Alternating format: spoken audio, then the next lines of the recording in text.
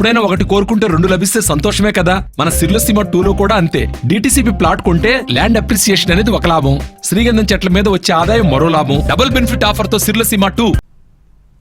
మే 13న రాష్ట్రంలో కురుక్షేత్రం జరగబోతోందన్నారు సీఎం జగన్. ఈ యుద్ధంలో పేదలంతా ఒకవైపు, పెత్తందారులు మరోవైపు ఉన్నారని చెప్పారు. మే 13న కురుక్షేత్ర యుద్ధం జరగబోతా ఉంది.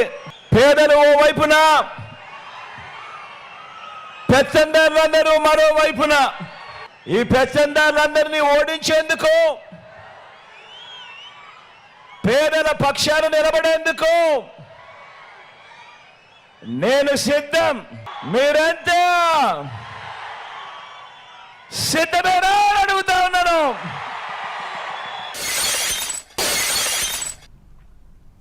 చంద్రబాబుకు నా అనేవారు ఎవరూ లేరన్నారు జగన్. బీసీల తోకలు కత్తిరిస్తానన్న బాబు తోకను కత్తిరించాలని అన్నారు.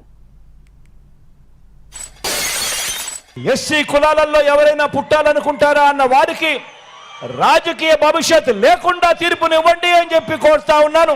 బీసీల తోకలు కత్తిరిస్తా అన్న బాబు తోకను, బాబును సమర్థించే అనేక తోకలను మరోసారి కత్తిరించండి అని చెప్పి కోరుతా ఉన్నా.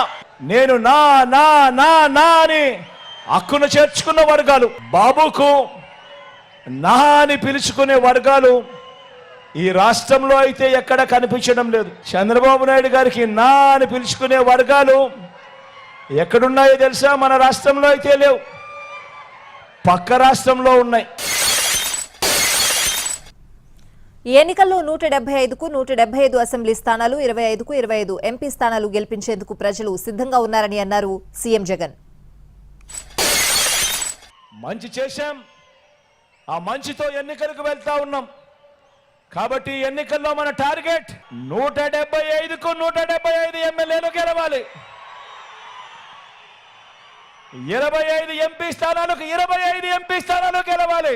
175కు 175, 25కి 25 ఎంపీ స్థానాలు, మొత్తం 200కు 200 స్థానాలు. ఎక్కడ కూడా తగ్గనే తగ్గకూడదు అని చెప్పి అడుగుతా ఉన్నా మీ అందరితో కూడా.